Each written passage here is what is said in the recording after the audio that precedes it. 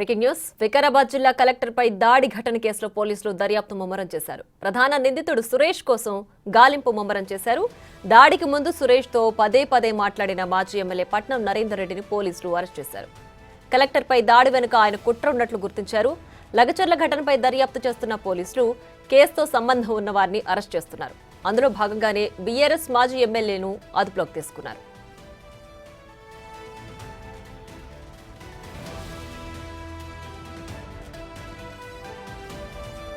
దాడికి ముందు తాను ప్రధాన నిందితుడు సురేష్తో మాట్లాడానని నిన్న పట్నం నరేందర్ రెడ్డి కూడా ఒప్పుకున్నారు. ఘటనకు సంబంధించి 42 సార్లు సురేష్తో పట్నం నరేందర్ రెడ్డి మాట్లాడినట్లు పోలీసులు కూడా ఫోన్ కాల్ డేటా ద్వారా గుర్తించారు.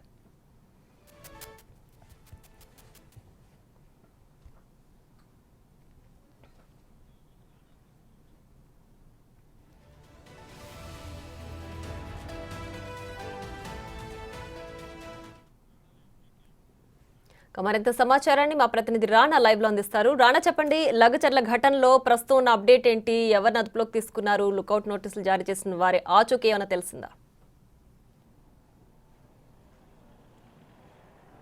సో వాళ్ళందరూ కూడా నగరం దాటిపోకుండా, ముఖ్యంగా దేశం విడిచిపోకుండా ఎప్పుడే లుకౌట్ నోటీసులు పోలీసులు జారీ చేసినటువంటి నేపథ్యంలో ప్రధాన నిందితుడైనటువంటి సురేష్ కోసం ఇప్పుడు ప్రత్యేక బృందాలు గాలింపు చర్యలు చేపడుతున్న నేపథ్యం కనబడుతుంది. అది ఒక పక్క జరుగుతున్నటువంటి పరిస్థితుల్లో ఉదయం పట్నం నరేందర్ రెడ్డి అరెస్ట్ అయినప్పటి నుంచి కూడా వికారాబాద్ డిటిఎస్ సెంటర్ తీసుకురావడం, అక్కడి నుంచి పరిగిలోనటువంటి ఇప్పుడు మనం చూస్తున్నటువంటి ఈ పోలీస్ స్టేషన్కి ఇక్కడ తీసుకొచ్చారు. పట్నం నరేందర్ రెడ్డి ఇక్కడికి వస్తున్నటువంటి నేపథ్యంలో, ఎందుకంటే స్థానిక కొడంగల్ సంబంధించిన మాజీ ఎమ్మెల్యే కాబట్టి ఇక్కడ పెద్ద ఎత్తున కూడా పలుకుబడినటువంటి వ్యక్తిగా కూడా ఇక్కడ బీఆర్ఎస్ సంబంధించినటువంటి నేతలు కానీ వీళ్ళందరూ కూడా ఇక్కడ ఖచ్చితంగా కూడా కొంచెం ఆందోళనకరమైనటువంటి పరిస్థితులు చెలరేగే అవకాశం ఉంది. దాంట్లో పార్టిసిపేట్ చేసే అవకాశం ఉందని కూడా పోలీసులకు ఇన్ఫర్మేషన్ రావడంతో భారీ ఎత్తున కూడా భద్రతను ఏర్పాటు చేసినటువంటి నేపథ్యంగా పడుతుంది. సో మనం విజువల్లో చూస్తున్నాం. మరి కాసేపట్లో పట్నం నరేందర్ రెడ్డిని పరిగి పోలీస్ స్టేషన్ నుంచి కొడంగల్కి తీసుకోబోతున్నారు. కొడంగల్ కోర్టుకి తీసుకెళ్లక ముందు, దానికంటే ముందు వైద్య పరీక్షలు అనేది చేయబోతున్నట్టుగా మనకు సమాచారం అవుతుంది. సో గతంలో కూడా చాలా కేసులు చూసాం కానీ ఇంత బందోబస్తు చూడలేదని కూడా పోలీసులు చెప్తున్నారు. ఏకంగా ఎస్పీ ఇక్కడే ఉన్నారు, ఐజీ ఇక్కడే ఉన్నారు, ఇతర ప్రధాన అధికారులందరూ కూడా ఇక్కడే ఉన్నటువంటి నేపథ్యం కాబట్టి ఇప్పటికే వ్యాన్లు కూడా సిద్ధం చేసినటువంటి విజువల్స్ని మనం చాలా స్పష్టంగా కూడా చూస్తున్నాం. ఒక్కొక్క వ్యాన్లను దాదాపు 30 మంది దాకా కూడా కానిస్టేబుల్స్ ఉన్నటువంటి పరిస్థితి. డిఎస్పీలు, సిఐలు, ఎస్ఐలు అందరూ కూడా భద్రతని ఉదయం నుంచి కూడా ఇక్కడ పర్యవేక్షిస్తున్నటువంటి నేపథ్యం ఏర్పడుతుంది. ఆయన్ని కోర్టుకి తీసుకుని వెళ్ళే సమయంలో భారీ కాన్వాయ్ అనేది ఇక్కడ ఏర్పాటు చేశారు, భద్రతాపరమైన కాన్వాయ్. ఎందుకంటే రోప్ పార్టీని కూడా ఇక్కడ ఏర్పాటు చేసే అవకాశం ఉంది. ఎందుకంటే కొడంగల్ సంబంధించిన విషయంలో అక్కడ సీఎం సొంత నియోజకవర్గం కాబట్టి అక్కడ ఎటువంటి అవాంఛనమైనటువంటి ఘటనలు చెలరేకుండా ఉండడం కోసం పటిష్టమైనటువంటి భద్రతను ఇక్కడ ఏర్పాటు చేసినటువంటి నేపథ్యం ఏర్పడుతుంది. విజువల్లో చూస్తున్నాం. ఆల్మోస్ట్ ఈచర్ వ్యాన్లు అన్నీ కూడా రెడీ అయిపోయాయి, అవి కూడా స్టార్ట్ అవుతున్నాయి. తర్వాత పెట్రోలింగ్ వ్యాన్లు, ఇన్నోవాలు, తర్వాత పెట్రోలింగ్ వ్యాన్లు, ఇతర అన్నీ కూడా ఆల్మోస్ట్ అన్నీ కూడా రెడీ అవుతున్నటువంటి నేపథ్యం కనపడుతుంది. మరి కాసేపట్లోనే ఈవెందో 15 నిమిషాల లోపలనే ఆయన్ని ఇక్కడి నుంచి తరలించే అవకాశం ఉంది. తరలించిన తర్వాత ఆయనకి రిమాండ్కి పంపించే అవకాశం ఉన్నట్టుగా మనకు సమాచారం ఉంటుంది. ఎందుకంటే దాడి చేసినటువంటి ఘటనలో ప్రధాన సూత్రధారి సురేష్ దాదాపు 42 సార్లు పట్నం నరేందర్ రెడ్డికి ఫోన్ చేశాడు కాబట్టి వీళ్ళిద్దరూ కూడా కుట్ర పన్నారనేది కూడా పోలీసులు భావిస్తున్నటువంటి నేపథ్యం కాబట్టి తన వెనుకున్నటువంటి వెహికల్స్ చూస్తున్నాం. ఇప్పుడే పట్నం నరేందర్ రెడ్డిని తరలించడానికి ఏర్పాటు అనేది సిద్ధం చేస్తున్నటువంటి నేపథ్యం పడితే ఒక్కొక్క వెహికల్ అనేది బయటికి వెళ్తున్నాయి. సో లోపల నుంచి కూడా ఆదేశాలు వచ్చాయి కాబట్టి మూమెంట్ కోసం వాళ్ళు సిద్ధం చేసినటువంటి నేపథ్యం పడితే అయితే ఇక్కడి నుంచి డైరెక్ట్ కొడంగల్ తీసుకెళ్తారా లేకపోతే మార్గ మధ్యలో మరొక దారికి ఏమైనా తీసుకెళ్తారా అనేది కూడా ఒకసారి మనం చూడాల్సినటువంటి అవసరం ఉంది. ఎందుకంటే యాజ్ పర్ షెడ్యూల్ ప్రకారం మామూలుగా అయితే వికారాబాద్ నుంచి డైరెక్ట్ కొడంగల్ కోర్టుకి తీసుకెళ్తారని ఉదయం వరకు అనుకున్నారు. కానీ మధ్యాహ్నం అక్కడ దాదాపు 2.5 గంటల పాటు డీటీసీ కార్యాలయంలో విచారణ చేసిన తర్వాత సడన్ గా ఇక్కడ పరిగి సర్కిల్ ఇన్స్పెక్టర్ ఆఫీస్ కి పట్నం నరేందర్ రెడ్డిని తీసుకురావడం జరిగింది, అత్యంత భారీ బందోబస్తు మధ్య. సో ఇక్కడ దాదాపు 1.5 గంటల అవుతుంది. అవుతుంది ఆల్మోస్ట్. ఇప్పుడు కూడా ఇక్కడ ఎస్పీ కానీ వీళ్ళందరూ కూడా విచారణ చేపడుతున్నారు. మీకు సురేష్ ఎందుకు కాల్ చేశాడు, ఏం మాట్లాడుకున్నారు, దాడికి సంబంధించిన విషయం మీకు ముందే తెలుసా, ఈ పక్క ప్లాన్ మీకు ముందే తెలుసా అనేది కూడా క్వశ్చన్ చేసినట్టుగా మనకు సమాచారం అవుతుంది. దానికి సంబంధించినటువంటి పూర్తి డీటెయిల్స్ కూడా కాల్ లిస్ట్ కూడా పట్టం నరేందర్ రెడ్డి ముందు పెట్టి క్వశ్చన్ చేసినట్టుగా తెలుస్తుంది. అయితే నేను ఒక కార్యకర్తకు మాత్రమే కాల్ చేసి రెగ్యులర్గా మేము మాట్లాడుకుంటాం, అంతేగాని ఆ దాడికి నాకు ఎటువంటి సంబంధం లేదని కూడా ఆయన చెప్పినట్టుగా మనకు తెలుస్తుంది.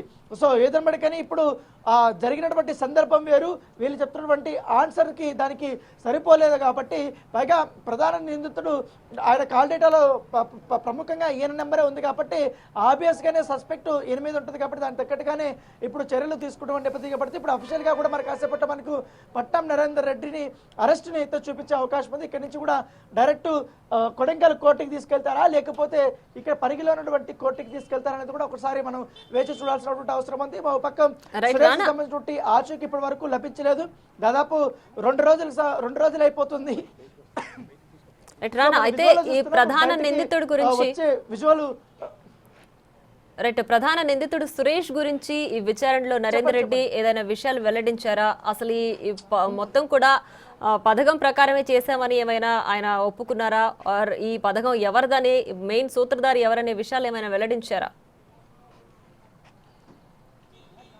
అంటే ఆయన క్వశ్చన్స్ అడిగిన ప్రతిదానికి కూడా నాకు సంబంధం లేదు, ఈ దాడికి నాకు సంబంధం లేదని కూడా అతను చెప్పినట్టుగా మనకు తెలుస్తుంది. అయితే ఇప్పుడు విచారణ ఇక్కడ పరిగి పోలీస్ స్టేషన్ కూడా అయిపోయింది. పట్టణ నరేందర్ రెడ్డిని ఇప్పుడే వెహికల్లో ఆయన్ని కూర్చోబెట్టుకున్నారు. ఇప్పుడు ఒక 2 నిమిషాలు 3 నిమిషాల్లోనే ఆయన బయటికి తీసుకెళ్తారు. ఇక్కడి నుంచి కూడా డైరెక్ట్ కోర్టుకి తీసుకెళ్ళబోతున్నటువంటి సిచ్యువేషన్ అయితే కనపడుతుంది.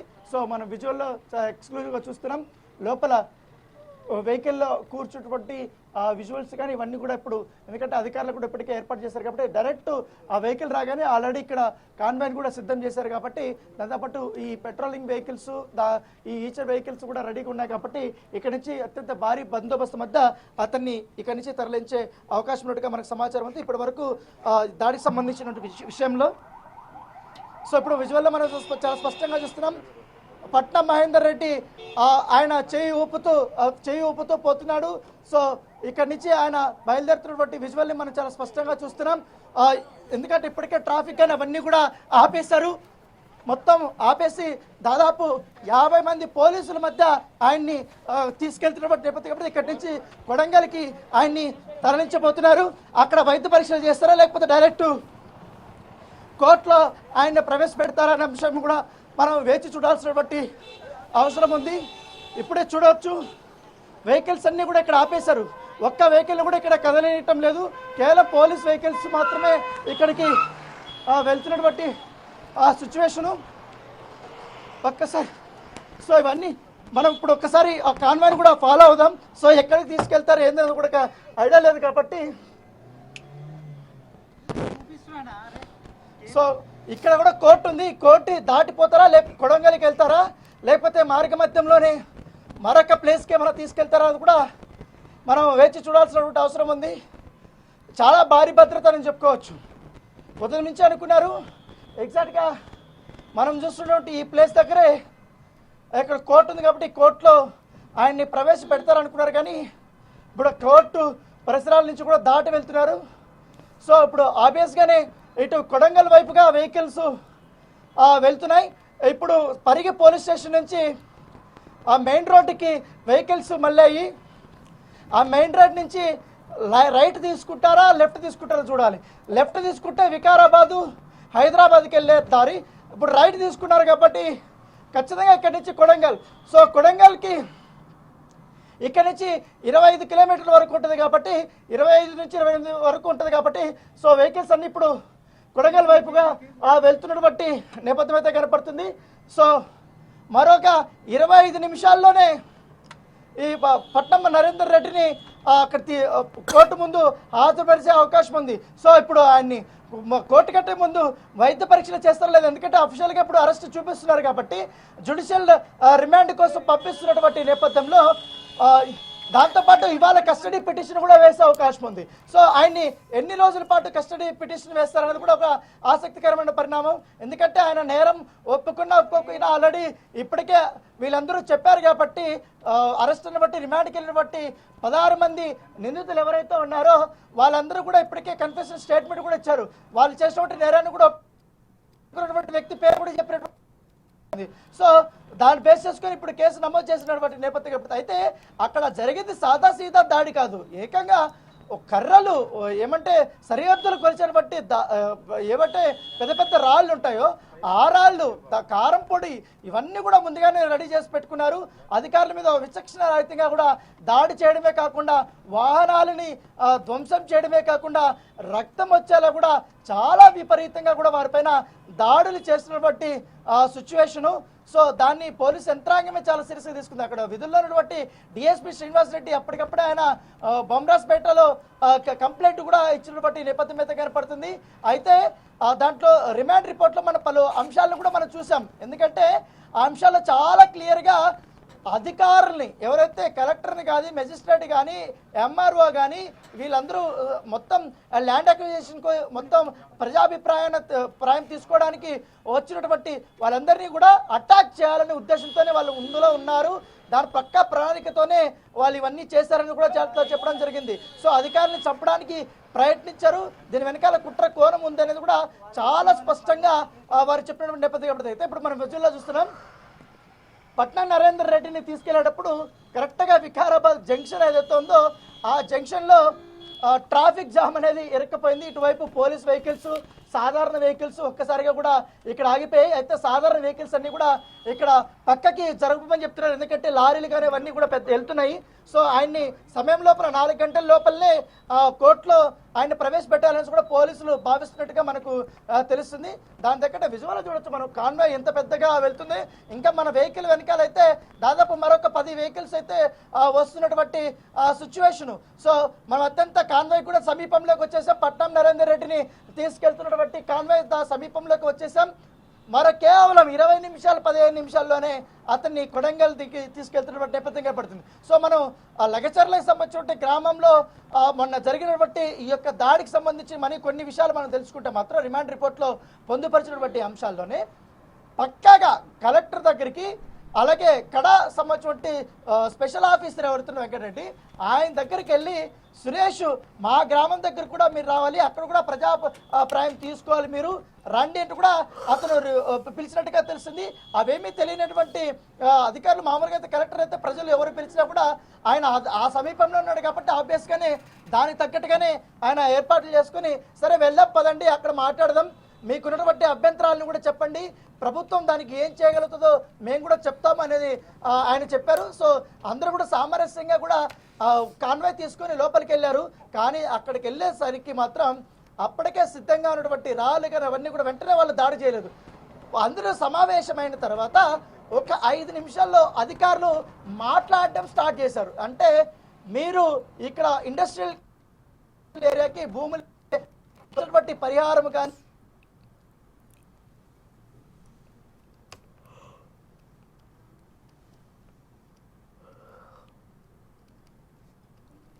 ఏ విధంగా ఇష్టం లేదు, మీకున్నటువంటి అభ్యంతరాలు ఏంటో కూడా ఒకసారి ప్రభుత్వం దృష్టికి చెప్పండి అంటే కూడా కొంతమంది ముందున్నటువంటి వాళ్ళు చెప్పడం స్టార్ట్ చేయగానే వెనకాల మాత్రం తండాల నుంచి వచ్చినటువంటి వ్యక్తులా లేకపోతే ఈ సురేష్ అరేంజ్ చేసినటువంటి వ్యక్తులా ఒక్కసారిగా కూడా రాళ్లతో విరిచిపట్టడం, ముందుగా వెహికల్స్ ధ్వంసం చేయడం, తర్వాత ఒక బ్యాచ్ ఏమో అధికారుల్ని విచక్షణ రహితంగా పిడుగుద్దులు కొట్టడం, అందరూ అటాక్ చేయడం. ఒక పక్క మహిళలు కూడా దీంట్లో ఈ యొక్క దాడుల్లో కూడా వాళ్ళు పాల్గొన్నటువంటి పరిస్థితి కనపడుతుంది.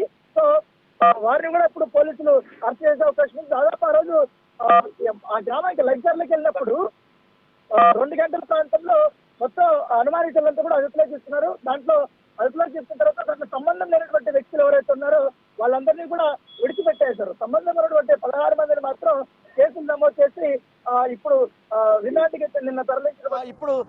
రిమాండ్కి నిన్న తరలించినటువంటి నేపథ్యం అయితే కనపడుతుంది. సో ఇవాళ మరొక 4 ఇప్పుడు పట్నం నరేందర్ రెడ్డిని కూడా తీసుకెళ్తున్నారు కాబట్టి ఆయన్ని ఆ, ఆయన పైన ఇప్పుడు నమోదైనటువంటి కేసుల గురించి వివరాలు మనకు పూర్తి స్థాయిలో వచ్చే అవకాశం ఉంది. ఇప్పుడు కోర్టులో పోలీసులు ఏం చెప్తారు, ఇప్పుడు అది కూడా మనం చూడాల్సినటువంటి అవసరం ఉంది. ఆయన పైన పెట్టినటువంటి సెక్షన్స్ ఏంటి, ఎందుకంటే ఈ కేసులో ఇన్వాల్వ్ అయినటువంటి వారు ప్రతి ఒక్కరి పైన కూడా నాన్ బెయిలబుల్ సెక్షన్స్ ఉన్నాయి కాబట్టి ఈ కేసులో అంత ఈజీగా బెయిల్ వచ్చే అవకాశం లేదు 3 నెలల వరకు అనేది కూడా న్యాయవాదులు చెప్తున్నటువంటి సిచ్యువేషన్ అయితే కనపడుతుంది.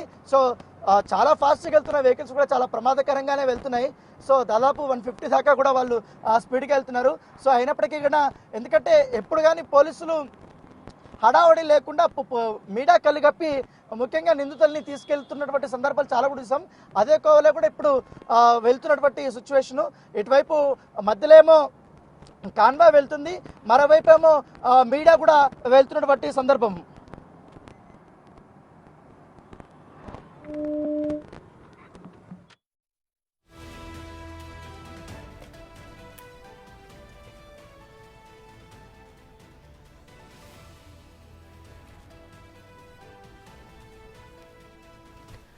ఇక లఘచర్ల ఘటనకు సంబంధించి దానికి అంశంలో పట్నం నరేందర్ రెడ్డిని పోలీసులు అదుపులోకి తీసుకున్నారు. విచారణ అనంతరం ఆయన ఇప్పుడు కోర్టుకు తరలిస్తున్నారు. సో కోర్టుకు తరలించే ముందు పట్నం నరేందర్ రెడ్డికి వైద్య పరీక్షల నిమిత్తం కూడా ఆయన్ని ఆసుపత్రికి తీసుకెళ్లాల్సిన అవసరం ఉంటుంది. సో దాని తర్వాత ఆయన్ని కోర్టులో హాజరుపరుస్తారు. సో వికారాబాద్ జిల్లా కలెక్టర్ పైన దాడి ఎలా జరిగింది, ఎవరు చేశారు, అది పథకం ప్రకారం చేశారా లేదంటే అక్కడ ఉన్న సిచ్యువేషన్కి తగ్గట్టు అక్కడ దాడి జరిగిందా అనే విషయాలు కూడా ఆయన కోర్టులో వెల్లడించే అవకాశం ఉంది. సో ఆల్రెడీ విచారణ జరిగింది. విచారణలో ఎవరైతే ప్రధాన నిందితుడు ఉన్నాడో సురేష్తో ఆయన కాల్ మాట్లాడారు అని ఒప్పుకున్నారు. దానికి తగ్గట్టు ఆధారాలు కూడా ఉన్నాయి. కాల్ డేటాను పరిశీలించిన తర్వాత పోలీసులు కూడా దాన్ని ధృవీకరించారు. సో 42 సార్లు పట్నం నరేందర్ రెడ్డి ప్రధాన నిందితుడు సురేష్తో మాట్లాడారు. అలాగే ఎవరైతే ఈ ప్రధాన నిందితుడు సురేష్ ఉన్నాడో ప్రజాభిప్రాయ సేకరణకు వచ్చిన కలెక్టర్ పైన ఆయన రెచ్చగొట్టి ఆల్రెడీ ప్రజాభిప్రాయ సేకరణ తీసుకోవడానికి అన్నట్టుగా కలెక్టర్ని నమ్మించి గ్రామంలోకి తీసుకెళ్ళి అక్కడ ఆల్రెడీ రెచ్చగొట్టి ప్రొవోక్ చేసినటువంటి రైతులు కావచ్చు, రైతులు ముసుగులో ఉన్నటువంటి కొంతమంది కార్యకర్తలను అక్కడ ప్లాన్డ్గా పెట్టుకొని వాళ్ళతో కర్రలు, అలాగే రాళ్ళు, కారం ఇవన్నీ కూడా సిద్ధం చేసుకుని అధికారి ఎవరు వచ్చినా సరే వాళ్ళపైన దాడి చేయాలి అన్నట్లుగా కూడా సురేష్ ఒక స్కెచ్ వేసుకొని దాని ప్రకారమే ఈ దాడి చేసినట్లుగా కూడా ప్రస్తుతానికి జరిగిన ఘటన ద్వారా మనకు తెలుస్తోంది. రైట్ రానా, ఎంతవరకు చేరుకున్నారు పట్నం నరేందర్ రెడ్డి? ప్రస్తుతం ఇప్పుడు హాస్పిటల్కి తీసుకెళ్లే ఉద్దేశం కనిపిస్తోందా?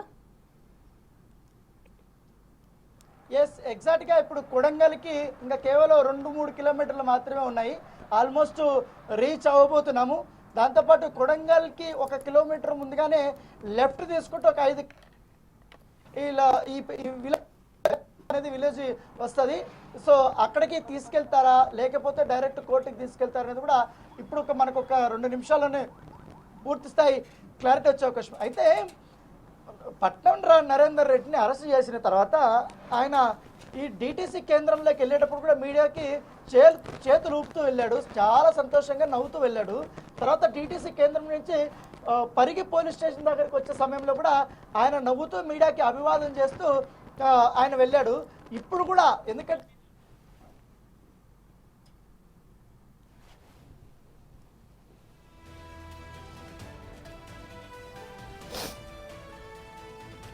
ఇక వికారాబాద్ జిల్లా కలెక్టర్ దాడి కేసులో కీలక పరిణామం చోటు చేసుకుంది. పట్నం నరేందర్ రెడ్డి పోలీసులు అదుపులోకి తీసుకున్నారు. మరి కాసేపట్లో ఆయన్ని కోర్టులో హాజరుపరచనున్నారు పోలీసులు. అయితే ఈ నేపథ్యంలో కోర్టులో హాజరుపరిచే ముందు పట్నం నరేందర్ రెడ్డికి వైద్య పరీక్షలు చేయాల్సి ఉంటుంది. సో ఆ నిమిత్తమే ప్రస్తుతం ఆసుపత్రికి తీసుకువెళ్లే సూచనలు కనిపిస్తున్నాయి. ప్రస్తుతం అక్కడ చేరుకునే మరి కాసేపట్లో ఆసుపత్రికి చేరుకుని వైద్య పరీక్షలు చేసుకుని దాని అనంతరం ఆయన కోర్టులో హాజరుపరిచే అవకాశం ఉంది.